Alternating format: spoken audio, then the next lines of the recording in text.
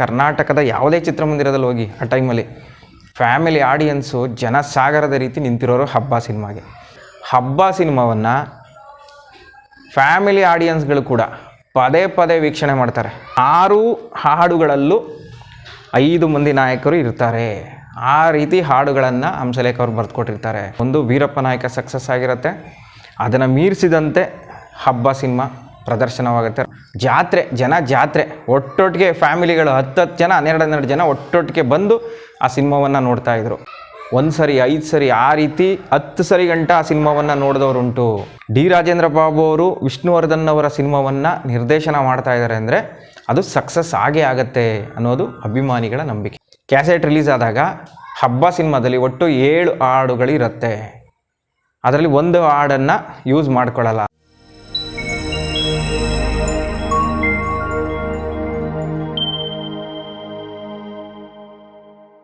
ಸ್ನೇಹಿತರೆ, ಇವತ್ತು ಸಂಕ್ರಾಂತಿ ಹಬ್ಬ. ಅದಕ್ಕೆ ನಾನಿವತ್ತು ಹಬ್ಬ ಸಿನಿಮಾದ ಬಗ್ಗೆ ಮಾಹಿತಿಯನ್ನು ಕೊಡ್ತೀನಿ. ಹಬ್ಬ ಸಿನಿಮಾ ನಿಮ್ಮೆಲ್ಲರಿಗೂ ಗೊತ್ತೇ ಇದೆ, ಸೂಪರ್ ಹಿಟ್ ಸಿನಿಮಾ, ಕನ್ನಡದ ಮಲ್ಟಿ ಸ್ಟಾರ್ ಸಿನಿಮಾ. ಇದು 1999ರಲ್ಲಿ ರಿಲೀಸ್ ಆಗುತ್ತೆ. ಆ ಸಿನಿಮಾದ ಪ್ರೊಡ್ಯೂಸರ್ ಜಯಶ್ರೀ ದೇವಿ. ಕನ್ನಡದಲ್ಲಿ ರಾಮ್ ಅವರು ಕೋಟಿ ನಿರ್ಮಾಪಕ ಅಂತ ಹೆಸರು ಮಾಡಿರ್ತಾರೆ. ಅದರ ನಂತರ ಜಯಶ್ರೀ ದೇವಿಯವರು ಕೂಡ ಕೋಟಿ ನಿರ್ಮಾಪಕಿ ಅಂತಲೇ ಹೆಸರು ಮಾಡಿರ್ತಾರೆ. ಅವ್ರ ತೆಗೆಯೋ ಎಲ್ಲ ಸಿನಿಮಾಗಳಲ್ಲೂ ಅಷ್ಟು ಖರ್ಚಾಗಿರುತ್ತೆ. ಅವರು ದುಡ್ಡನ್ನು ಖರ್ಚು ಮಾಡೋದಕ್ಕೆ ಹಿಂದೆ ಮುಂದೆ ನೋಡೋದಿಲ್ಲ, ಸಿನಿಮಾವನ್ನು ಚೆನ್ನಾಗಿ ತೆಗೀತಿದ್ರು. ಹೀಗಾಗಿ ಅವರ ಸಿನಿಮಾಗಳು ಬಹುಪಾಲು ಸಿನಿಮಾಗಳು ಯಶಸ್ವಿ ಪ್ರದರ್ಶನವನ್ನು ಕೂಡ ಕಾಣುತ್ತೆ. ಆ ಜಯಶ್ರೀ ಅವರು 1999ರಲ್ಲಿ ಮಲ್ಟಿ ಸ್ಟಾರ್ ಸಿನಿಮಾವನ್ನು ಮಾಡಬೇಕು ಅಂತ ಮುಂದಾಗ್ತಾರೆ. ಆ ಸಿನಿಮಾಗೆ ಕತೆ ಅವರ ದತ್ತುಪುತ್ರ ಆನೆ ಅಂತ ಅನ್ಸ್ಕೊತಿದ್ದಂತೆ JK ಬಾರ್ವಿ ಅವರು ಆ ಸಿನಿಮಾದ ಕತೆ ಬರೆದಿರ್ತಾರೆ. ಆ ಸಿನಿಮಾದ ನಿರ್ದೇಶಕರಾಗಿ ಡಿ ರಾಜೇಂದ್ರ ಬಾಬು ಅವರು ಆಯ್ಕೆ ಆಗ್ತಾರೆ. ಡಿ ರಾಜೇಂದ್ರ ಬಾಬು ಅವರು ವಿಷ್ಣುವರ್ಧನ್ ಅವರ ಸಿನಿಮಾವನ್ನು ನಿರ್ದೇಶನ ಮಾಡ್ತಾ ಇದ್ದಾರೆ ಅಂದರೆ ಅದು ಸಕ್ಸಸ್ ಆಗೇ ಆಗುತ್ತೆ ಅನ್ನೋದು ಅಭಿಮಾನಿಗಳ ನಂಬಿಕೆ. ಯಾಕಂದರೆ ಆ ಜೋಡಿ ಆ ರೀತಿ ಸಕ್ಸಸ್ ಸಿನಿಮಾಗಳನ್ನು ಕೊಟ್ಟಿರುತ್ತೆ ಆಗ. ಹೀಗಾಗಿ ಹಬ್ಬ ಸಿನಿಮಾದ ಮೇಲೂ ನಿರೀಕ್ಷೆಗಳು ಶುರುವಾಗುತ್ತೆ.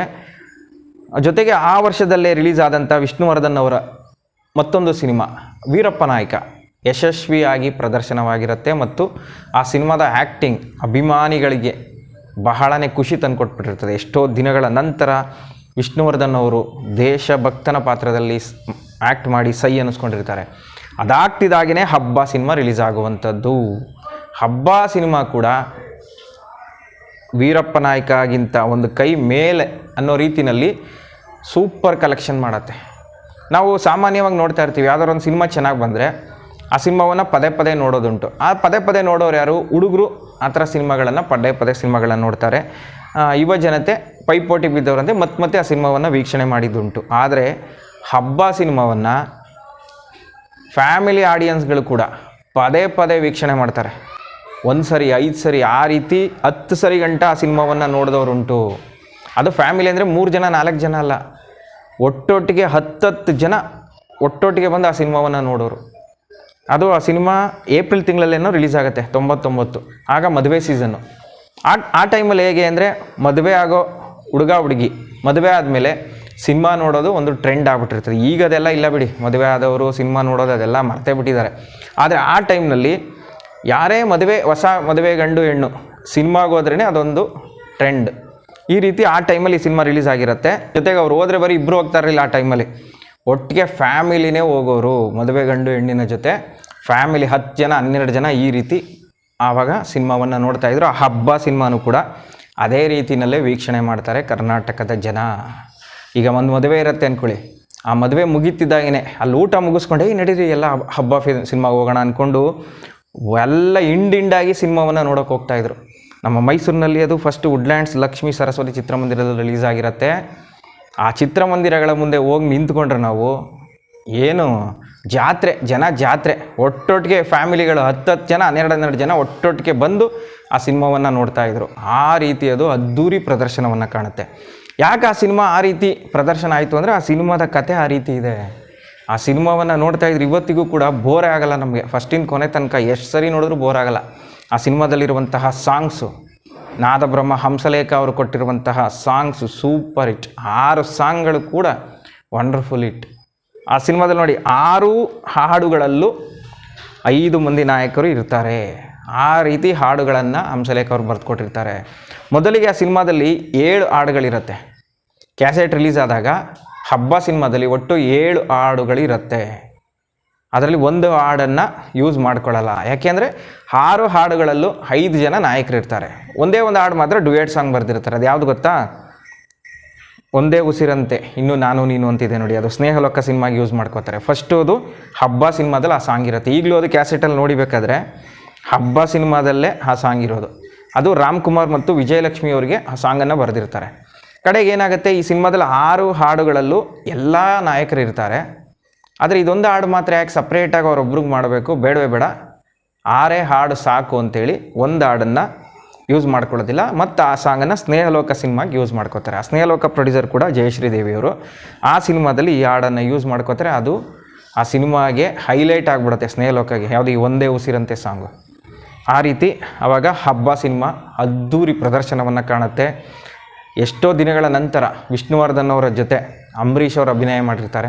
ಅದು ಕೂಡ ಸಿನಿಮಾಗೆ ಪ್ಲಸ್ ಪಾಯಿಂಟ್ ಆಗುತ್ತೆ. ಅವರಿಬ್ಬರು ಆಪ್ತ ಮಿತ್ರರು.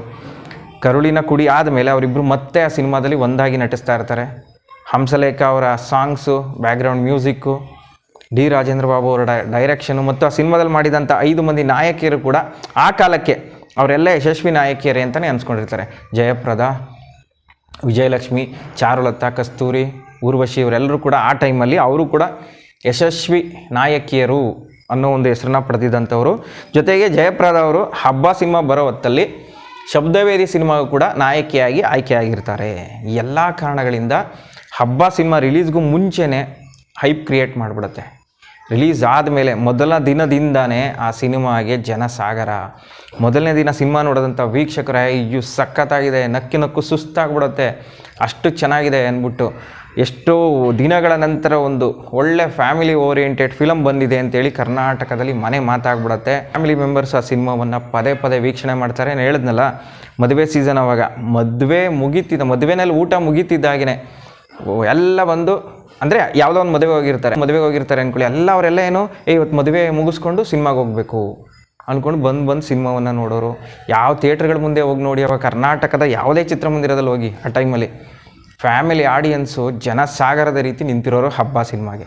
ಈ ರೀತಿ ಆಗ ಹಬ್ಬ ಸಿನಿಮಾ ಅದ್ಧೂರಿ ಪ್ರದರ್ಶನವನ್ನು ಕಾಣೋ ಮೂಲಕ ವಿಷ್ಣುವರ್ಧನ್ ಅವರಿಗೆ ಮತ್ತೊಂದು ಬ್ರೇಕ್ ಕೊಡುತ್ತೆ. ಒಂದು ವೀರಪ್ಪ ನಾಯಕ ಸಕ್ಸಸ್ ಆಗಿರುತ್ತೆ, ಅದನ್ನು ಮೀರಿಸಿದಂತೆ ಹಬ್ಬ ಸಿನಿಮಾ ಪ್ರದರ್ಶನವಾಗುತ್ತೆ. ರಾಜ್ಯದ ಹಲವು ಕೇಂದ್ರಗಳಲ್ಲಿ 100 ದಿನಗಳ ಪ್ರದರ್ಶನ, ಕೆಲ ಕೇಂದ್ರಗಳಲ್ಲಿ 25 ವಾರಗಳ ಪ್ರದರ್ಶನವನ್ನು ಕಾಣುತ್ತೆ.